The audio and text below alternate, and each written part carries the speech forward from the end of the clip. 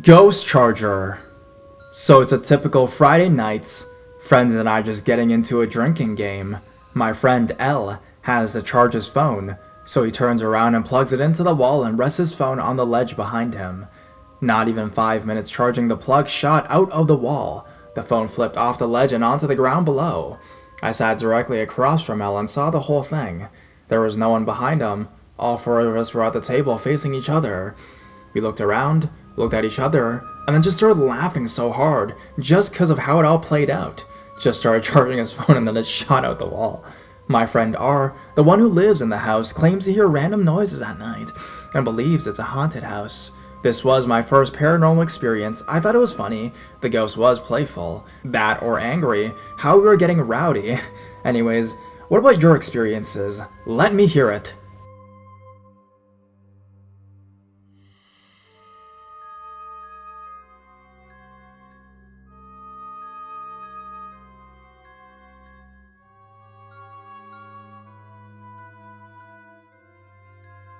My I95 Paranormal Experience. The date was May 1992. It was a Friday night, and I was heading north from New York City to Boston on I95. I had stopped earlier in the evening to grab some food, and I just left Rhode Island driving into Mass. I saw a sign that said, "Rest Area, Welcome Center," a few miles ahead. Great, because nature was calling. The location is at mile marker 10, near the town of Mansfield, MA. I pulled into the rest area, following some other cars. It was a busy night. The car ahead of me quickly turned to the right, thereby avoiding the crowded front of the building, and I followed to the back lot of the building. At the time, I had a 1990 Nissan 300ZX, yellow with chrome wheels, a very nice car, and it got lots of attention. Almost every time I stopped for gas, some guy between the ages of 15 to 85 would give me a thumbs up or come look over at the car. So I pulled up and parked just then. A family of 5, husband, wife, and 3 very small children pulled up about 20 feet from me on the right side. I'm about to get out, and I looked over in the direction of the other car when the husband gives me a thumbs up gesture. Even young dads love that car. I walked up to the facility and entered. Lots of people in the lobby, and there were even few employees, still at work assisting motorists with their questions. I used the restroom and walked outside. There were just a few cars on this side, so not a lot of traffic. I walked to my car and got inside, turned on the radio, and just looked out onto the huge grassy field in front of me. Now, this is where it gets weird. My driver's side window was down about halfway when I heard someone approaching my car. I glanced in the side view mirror and saw a tall, very skinny young man walking up. Oh, I thought, here comes another guy about the car. He walked up to the window. He was probably 6 feet tall, extremely skinny, and I'm talking, give this kid a sandwich skinny, shaggy brown hair, and he's wearing a white short-sleeve t-shirt and blue jeans. He said something to me which I couldn't hear, so I motioned to him with my finger to hold on. I then turned my head to lower the radio. Now I ask you, how long does this motion take? Maybe 2 seconds to turn your head, turn a knob, and then turn back. When I turned back to look at him, my first thought was, what the fuck? The same young man was now wearing completely different clothes. He now had on long-sleeve khaki shirt, long khaki pants. The shirt was tucked into his pants with no belt. And here is the even weirder part. His clothes were extremely wrinkled. Have you ever had a shirt or some other garment in your hamper? You keep leaving it in the hamper week after week for whatever reason, and it stays in your hamper for quite a while. Then when you go and get it, and because it has been squashed down due to the weight of the other clothes, it is just full of wrinkles. I mean, like mega wrinkles? That's what this guy's clothes look like. I freaked out. I turned my head towards the right, and my heart was racing. With my left hand, I desperately tried to find the window button to raise the window. My hand kept hitting the panel, and finally, after what seemed like forever, I found the button. I then slowly turned my head back to the left, and there was no one there. Where did he go? I did not hear him leave, even on the crunchy sound of the loose gravel and crabgrass. Now, I was more curious than scared. I got out of the car and looked up and down the roadway. No sign of him. Okay, I thought, he must have gone into the building. So I went into the facility, looking all around the lobby, in the restroom, out in the front building. Nothing. I even waited for a few minutes to see if he would walk out of the restroom in case I missed seeing him. Again, nothing. So I walked back to my car, unlocked it, and saw that the young husband was still in his car, waiting for his family to return. I said to myself, I really don't want to do this, but I have to find out. So I walked over to his car and said, "Excuse me, I don't mean to bother you." He recognized me, and we exchanged names and small talk about the car. I thought, okay, here goes. I asked him if he had seen the direction that the young guy standing outside my car had gone. He goes, "What do you mean?" I explained what happened a few minutes ago. He looked at me and said, "You know, I saw you sitting there. You were facing me, and then you had this really strange look on your face." I said, "Like what?" He replied, "Like you saw a ghost or something." So then I asked him, "When you saw me with that strange expression, what was the guy outside my car wearing?" He said, "Mike, there was no guy outside your car." I repeated to him about the guy's clothes, hair, all that stuff, and he just said, "No, there was no guy standing next to your car." I thanked him for his time, got in my car, waited for a few minutes, and then left. Years later, in 2007, I happened to be in the area on business and drove to the rest area again. It had been redone. The large grassy field area is now a huge parking lot for tractor trailer parking. The building was locked, and there were porta potties outside. It was almost 5 p.m. This was early March, so it was getting dark. And just then, a cop drove up and started telling the people that were there that the rest area was closed, and they must move on, so I had no chance to try and figure out anything. This is one of the most strange experiences I've ever had in my life. I will never ever forget it. I was also amongst those that did not believe in ghosts, apparitions, or spirits. Call them what you want, but once you have something of this nature happen to you, that is definitely beyond logical explanation. You must ask yourself, why me?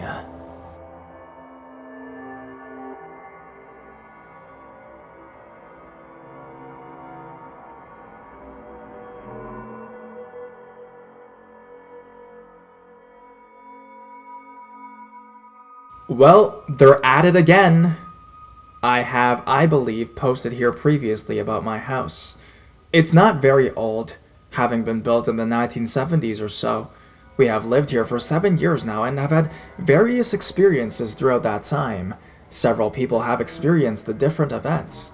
People in our family and friends, although in speaking with the owner of the home, they have never experienced anything themselves.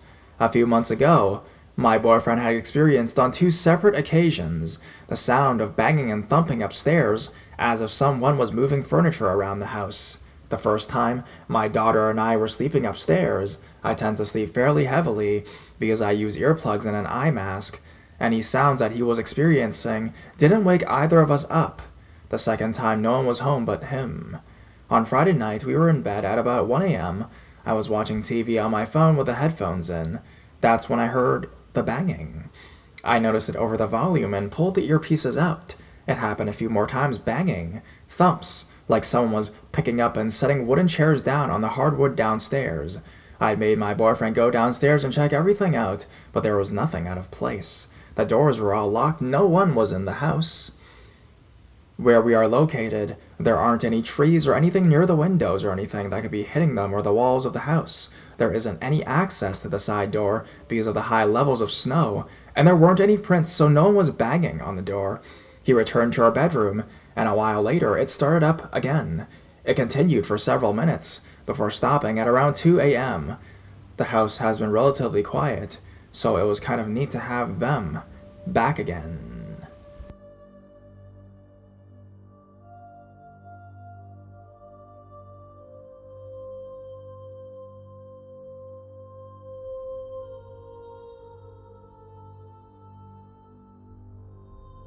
Source still unknown. Hello. I'm honestly not sure if this is the right subreddit for this, so please let me know if there's a better one for it. Also, I'm not great at writing, so I'm sorry in advance anyways. Here goes. A couple years ago, my guy friends and I, there were 6 of us in total, would go out late at night, usually starting at around 9 or 10 p.m. We'd take 7+ mile walks on the concrete bike trail that goes around most of the city. We walked this trail numerous times and we knew the area well. So, one Friday night, when we went walking, I noticed it was much more quiet than usual. The trail goes around some apartments that usually had groups of people outside, and you could always hear them talking and goofing around. But there was nothing like that night. The only noises I can remember for most of the trips were crickets and dogs barking from behind backyard fences as we passed them. A large golden full moon that was occasionally covered by large fast-moving clouds only added to the creepy atmosphere. A fork in the trail was about the midpoint for the treks. The right trail went back towards the town, but we always took the left path. This one was a dirt trail that split off towards a park about a mile off. We would hang out there for a while, and then when we were ready to leave, we'd take the same path we used to get there back. The bike trail goes near a small lake that typically had little to no wildlife surrounding it. However, when we arrived at the fork in the trail, something stood in our path. There were wild boars huffing and stamping their feet in the dirt. We actually didn't notice that they were there until we heard the stamping. We got so close to them it was scary. Since our normal route was blocked, we decided to go back to the fork and take the right path that led towards a town. I never walked that way down the trail, but the guys seemed like they knew where they were going, so I just followed along. It was business as usual, and for a short time, about 10 minutes into the trail, while we were passing another stretch of homes on one side of the trail, one of the guys commented on how quiet everything was. I was really glad that I wasn't the only one that noticed that. I fell back a bit to talk with one of them, one-on-one. He was going through some rough stuff at the time. The others were a few paces ahead of us and were being their normal guy selves. They were talking loudly and goofing off, play shoving each other, etc., etc., etc. So this is when it happened. As we're talking quietly behind them, we hear a noise emit from the marsh.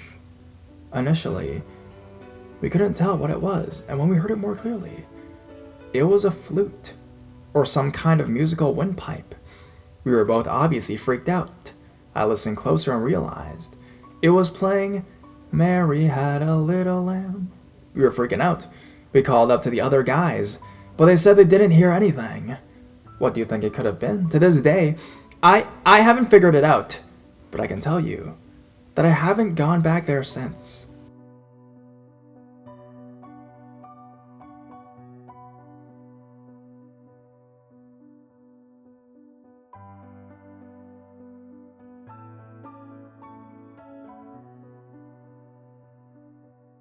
Abandoned house's perfect room. First ever post on Reddit, so please be kind. I grew up in a suburb right outside of Kansas City. Near my neighborhood, through some woods on the side of a hill, sat this enormous abandoned house. A lot of my friends had seen it or known about it, but one day, my friends and I decided that we were going to check it out. We were young and had nothing better to do with our Friday night. My friend Brett got his camera that had night vision on it. He wanted to catch a ghost on film. This was in 2006, so the technology for the camera wasn't amazing, but it did what it needed to do. So he comes over to my house, along with my friend Gus, Zach, and Johnny. We talk about the best strategy to get to the house, and then we head off. So we walk out of my neighborhood, through the small forest, and make our way to the far left side of the property. The other house was to its right. As we come up the side of the hill, the first thing you see is a giant run-down barn. One of the barn doors was missing, and the other was broken and barely hanging on. Zach and Johnny decided to go check out the barn, while the rest of us would check out the outside of the house. The house was 3 stories tall, with a room for the attic. Nothing too creepy about the house, other than it was abandoned and not in the best shape. As we walk along the way around back to the front door, Zach and Johnny come back from the barn looking freaked out. We asked what was wrong, and Johnny said, "Nothing. It's just that we got this really awful feeling while being in the barn." We all tell them to shrug it off, and that it was probably their minds just making them paranoid.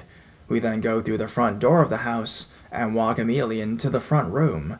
In the center of a room is a huge pile of random objects. Wooden end tables, metal bed frame, bits of wood, and just trash. The walls were incredibly dirty and had paint chipping off everywhere. It then came to the decision of where to go next, upstairs or to the basement. Now, I'm not the biggest tough guy you'll see, and I should mention that I didn't even want to go, but my friends pressured me into it, so I'm freaking out internally, and decide that we should just get the worst part over with, the basement. We walked downstairs to a completely empty basement. Nothing, not a thing was done there. It wasn't clean, but eerily empty. Compared to the front room, it just felt off. The only way left to go was up, so we make our way upstairs to the second floor. Every room looked like the front room, just trash and crap everywhere. The only place left to go was the attic. The attic stairs are really small and tight. Only enough room for one person to walk up or down at a time. My friend Brett, with a camera, leads up the stairs and opens the door to the attic. As we walk in, we find a room in perfect condition. The bed was made. The dresser was filled with folded clothes. There were trophies on the shelf with a horse competition, and on top of that, it was clean. Not a speck of dust to be found in the place. It's all 70s stuff, too. The bedding, the lamps, the clothing, everything. I immediately get a horrible feeling that we shouldn't be there, and we should leave. Oddly enough, I'm the only one who thinks so. Even Zach and Johnny, who were freaked out only 15 minutes ago, are fine with staying and looking around the room. I note the hell out of the room and back downstairs to the front room. Gus ends up coming with me. We wait maybe 2-3 more minutes, and then everyone else comes downstairs. They make a few jokes about how I'm freaking out, and a wimp, and we hear a loud bang from upstairs. Everyone gets real quiet.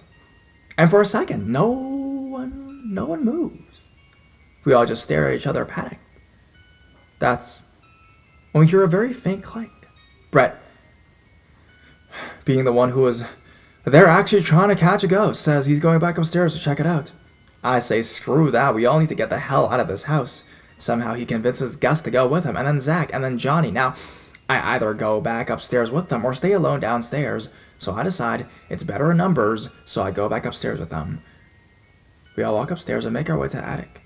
Brett goes first and he finds the door to the attic closed. We had left it open, and then when he tries to open it, he finds out it was locked. You could only lock it from the inside. At this point, everyone is pretty creeped out. I, on the other hand, am in a panic still and tell everyone that I'm leaving. Everyone else finally agrees and we leave. I was 16 when that happened and don't even believe in ghosts. But still to this day can't explain what happened. Even if it was just a draft and maybe the door was accidentally locked by someone else. How do you explain the room? Was just someone just keeping a room in perfect condition for 30 years? Any theories are appreciated.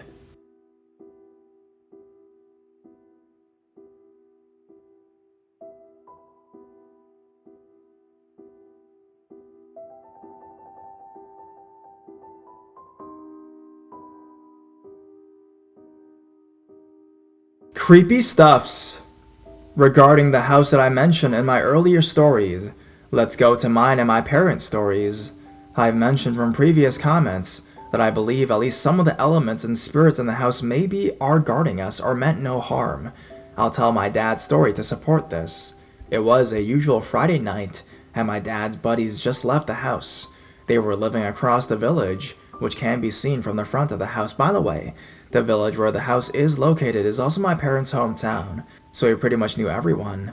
My dad's drinking buddies were his friends from his childhood days. This night, he wanted to go after them in the other village. That time, my sister and I are sleeping soundly at the room on the second floor, while my mother is on the small room on the second floor. As my dad descended the stairs, he felt something cold but just ignored it. He headed to the backyard to get his lighter, which is on the big pot of plant. As he reached for it, a full voice of authority said from behind him, "Where are you going?" He turned around but saw no one. This time, we are aware of the creepy things going on at the house, so he chose to ignore it. Now, the front door is beside the staircase going up to the rooms. As he approached the front door to leave, someone said again in an irritated voice, "Where are you really going?" This time, he started to peek at the staircase. "Ma?" He asked if it was my mom. He kept on calling, till he reached their room, where he found my mom sleeping soundly. This night, Mom had a bad feeling when Dad asked to leave, because he was drunk and wants to leave in a motorcycle. So they had an argument, but knowing Dad, Mom will never win, so she just slept. When he saw Mom sleeping in the bed, he instantly jumps at her and woke Mom up to see if it was her and asked her. She said, "No, you said you wanted to leave. I already asked you a lot of times not to, so I just slept." He told Mom the whole story, and Mom of course believed it. She even said, "See? Even the spirits know it's not safe for you to leave." They slept after that, and only told us the story when we moved houses. There are instances when neighbors tell they see a woman standing in the window of the staircase. It was one time, my classmate, who happened to live 2 blocks away from our house, asked if my mom was at the house the other day. Well, she wasn't. My classmate said he saw a woman in a white dress on her back from the window of the staircase. Another time, I experienced something creepy. I'll never forget it. When my parents are not yet home and my sister, who at the time was just 5 years old, was left under my care, I was lying on the couch that night around 8 when I heard the windows of the master bedroom creak, as if someone's leaning on it in full force. Now, the master bedrooms was designed to have a window adjacent to the backyard, and on its left side is a wall that if you peek, you will see the whole living room area. So my instant reaction when it creaks is I look up and thought if I forgot to lock the windows. We have this habit of hanging out in the master bedroom every afternoon to watch the sky as it turns nighttime. Then I swear, I never even went to that room that day. It happened a couple minutes. Every time I looked up, it would stop. Then when I lay down, it would start to creak again. Eventually, I grew tired and didn't notice. When it finally rested,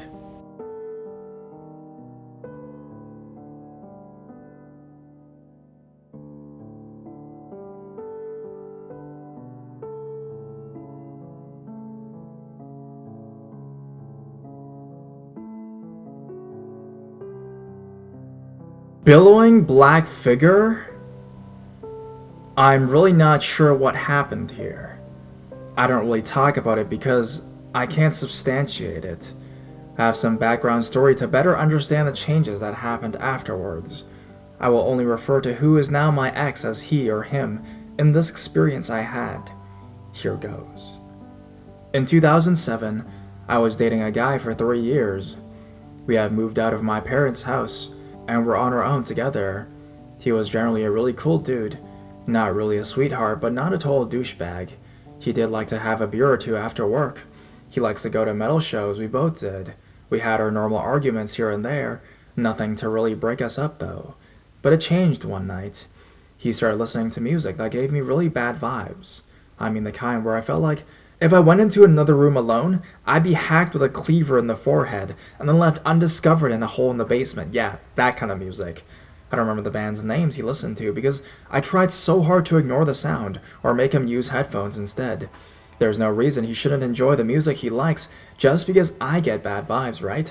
I really think I was wrong there. One night we were laying in bed. We had a 3rd floor apartment in a very small urban area. You couldn't really count on what you heard at night because there was always a fight or deal or something going on outside the building. I heard people talking outside and it was keeping me up. I normally don't sleep very well. Falling asleep is the hardest part of my days. Since he had to have absolutely no lights on to sleep, I fell asleep rather quickly. I was laying in there enjoying the fact that he was there with me. I turned to lay on my back, since I didn't want to wake him up. He gets up early for work every day. As I was laying there, I felt that vibe I got when he listens to his music. Like there was someone in the apartment that was going to hack me up and hide the pieces. I tried to push the thought aside and took a quick glance around the room to show myself that there was nobody in the apartment that would harm me. Suddenly he bolts upright and starts talking his gibberish and flailing his arms around, poking at the doorway by our feet. I sit up and tell him he's dreaming, and we lay back down. He must not have woken with his sleep monologue because he was right back to his moderate snoring. I got comfortable and looked at the doorway. The apartment was dark. Darker than usual. Urban setting means that light population from outside doesn't allow for this kind of darkness. My eyes adjusted a bit more, and I saw an even darker area in the door frame. It looked like smoke billowing within a bottle, but the shape was like a tattered hooded cloak with a body you couldn't see.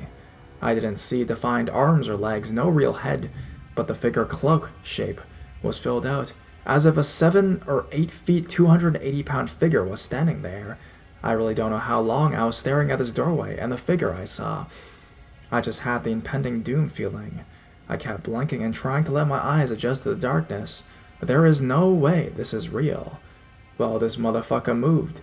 As I was laying there looking at it, I was frozen. It was like I was hiding from Leatherface, trying to not make a noise or movement and let them know that I was there watching. I watched as it approached the bed, formed over my ex, and slowly started to form what looked like a tornado funnel going into his chest. I saw it decrease in size. It was deafeningly silent in that apartment. I don't remember hearing the noise from the outside. I don't remember seeing the car headlights that I normally saw every 45 seconds or so. Once this billowing cloud of black had formed the tornado funnel and disappeared into him, I immediately saw the entire apartment brighten up, and I heard a deal going on in the alley between my building and the next. I didn't know what to do, so I went into the living room to have a cigarette and enjoy having the lights on again. I closed the bedroom door and didn't go in there without him for almost 3 weeks. This is when I noticed the behavioral change. He started drinking all the time. He still insists he only drinks Fridays and Saturdays, but I have documented that it's not true. I'm not posting his pictures for his privacy, and I do not have his permission to. Then he started disappearing for days at a time. He said he'd go to the store real quick, and end up being fucking gone for a week. He'd come back home and apologize. Things would be okay for a few weeks, and then he'd do it again. A few months later, we found out I was pregnant. Definitely his, because I don't sleep around. That's got a whole different story to it, which I'll have to find a fourth kind category to post in. He was disinterested. Never really wanted to go to the appointments with me. Whatever. There's not much for him to do there anyways. We did move out of the apartment and into another suitable for a family.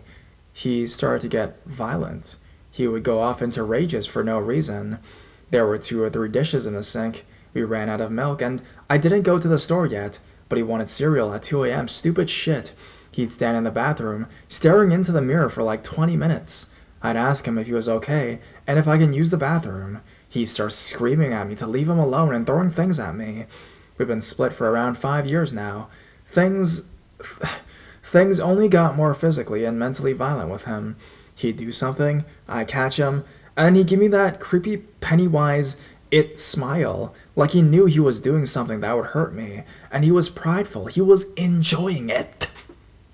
I did tell him what I experienced that night in the bedroom. All he said was, "Oh well, I think it'd be fun to be possessed." He's with someone new now. I hope that they have a happy and healthy relationship together. But I definitely did experience something I cannot explain, and the aftermath was violent.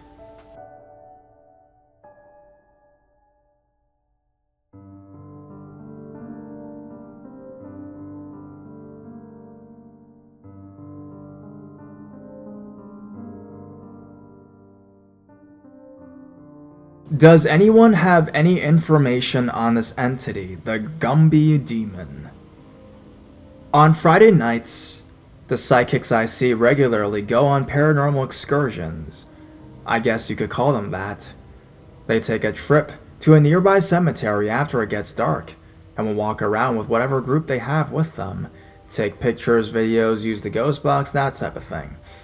I went with them once before and it was pretty cool. I enjoyed myself. We took some pictures and some videos, got some orbs and whatnot. The ghost box said a few things about the death of someone's brother, which was interesting. Overall, it was a cool experience, considering it was my very first of the sort. On Friday, May 6, 2015, I go with them again. This group is, I will refer them by letters, CH, my psychic tarot reader, his wife, CA, an empath and psychic reader, SH, the psychic medium, HA, SH's daughter, and JE, a mutual friend of the group, and me of course. So, we're waiting at a restaurant waiting for it to get dark, and trying to figure out which cemetery to go to. The name of one comes up and both I and SH get a very strong feeling, at about the same time, that we should not go to that one, and we decide to go to the same cemetery as the last time I was with them. We arrive in the van, and are parked a little bit before getting out. CA is having terrible stomach pains and isn't capable of getting out. She said it felt like she was being poisoned. I get out with CH, and he and I are the only ones outside the van. We walk about 10 feet away from the van, and are standing there having a conversation. It is extremely dark outside, one of the darkest nights I've ever seen, and there was no moon to be seen either, but the stars were bright. CH says, "It feels like a Gumby night." I tell him, "I don't know what that means." And he chuckles and jokingly says, "You don't want to." But he explains it to me. A 10-foot tall Gumby-shaped thing. I stopped him and told him my vision I had of it. Masculine male legs, masculine male torso, masculine arms, and about mid-chest, its head began to stalk up in the weird Gumby shape. And it's completely dark.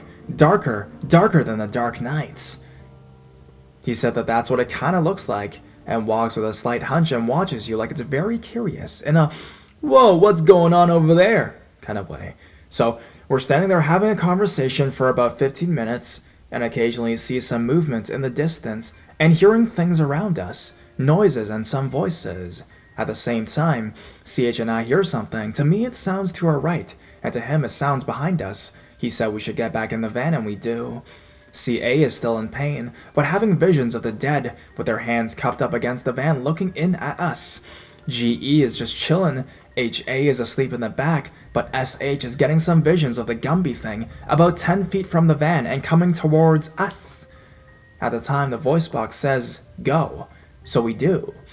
I had a conversation with SH about it. She said it's one of the strongest things she's encountered and wouldn't want to take it on without being prepared for it.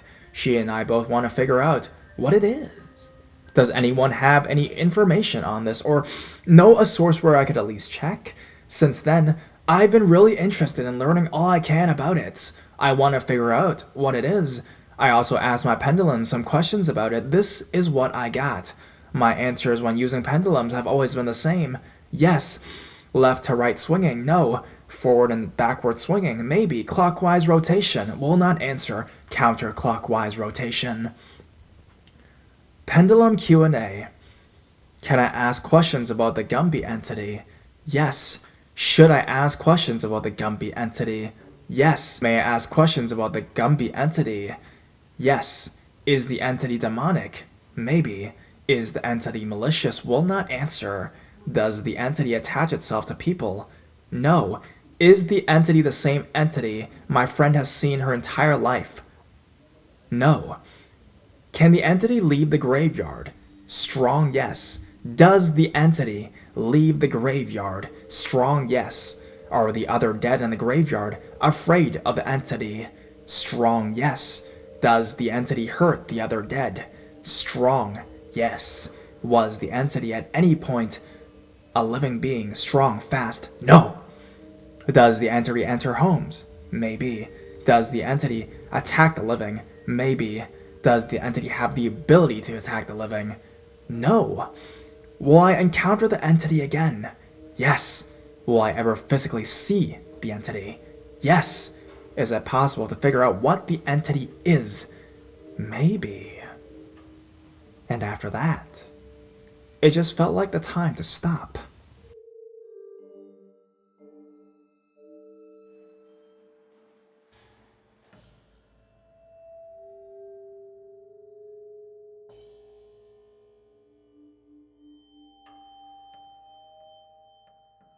Datenight entity. My last story involving the paranormal happened in 2004 in the apartment complex that I still reside in to this day, but in a different apartment. Back in 2004, I had a falling away from my Christian faith and had been practicing a form of Gnostic paganism. I had been quite active within a newfound faith for about 3 years prior to this paranormal experience. Therefore, I had developed quite a talent and understanding of the supernatural, and become adept at ritual magic and workings. I had become romantically involved with one of my neighbors, a young lady that I met at a party at my next door neighbor's apartment, and we had been dating at this point for about 3 months. It was a Friday night, and we had gone out for a little fun, and then decided that I should spend the night at her place. So I grabbed a few things from my place, and I ended up in her apartment for the remainder of the night. As we were laying in bed together, drifting off to sleep, I was lying on my back, and my girlfriend had her head on my chest. I started to stare at the ceiling. I was slowly drifting off to sleep, when I noticed a dark shadow beginning to take shape in one corner of the ceiling. The room was dark, except for the ambient light that showed through the bedroom window, which casted some dark shadows in the room. When you become active in ritual magic working dealings with the paranormal or the supernatural, at first messes with your head. You expect to see something right from the start of your practice, but soon learn that it takes a lot of dedication and discernment to work and then actually see the entities that you end up working with. So, when I first saw this dark shadow, I shook it off as a trick of the light and my own sleepiness. Boy, was I wrong.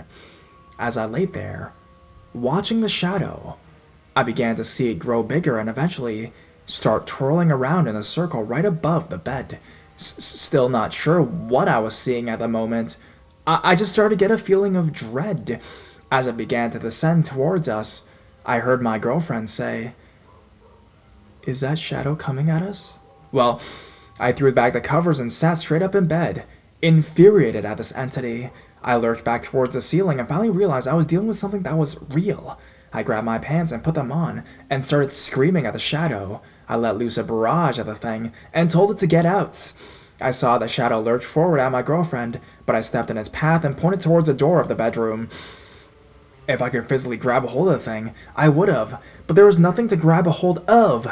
As I stood my ground screaming at this thing, it would occasionally lurch forward at me, making a sickening gurgle-like scream. It was too late, though. I was in full-blown fight mode and extremely pissed off. I kept screaming and walking it back through the bedroom door, down the hall to the living room, and towards the front door. I opened the front door and told the shadow to get out and to never come back. Finally, the thing made a final lurch at me, backed off, made a high-pitched screech, and then shot out the door. It ended up on the roof of another apartment, across my girlfriend's building. I could see it and feel it, glaring at me in the night. I'd stare back at it with full fury myself, then witnessed a couple of flashes that looked like red eyes in the shadow. Then it disappeared. After it was over, I collected my girlfriend, and we went back to my place, where I had a protection blessing over her, and stayed the rest of the night. In the morning, went back to my girlfriend's apartment and blessed it for her, and no further incidences arose. Well, that's my story.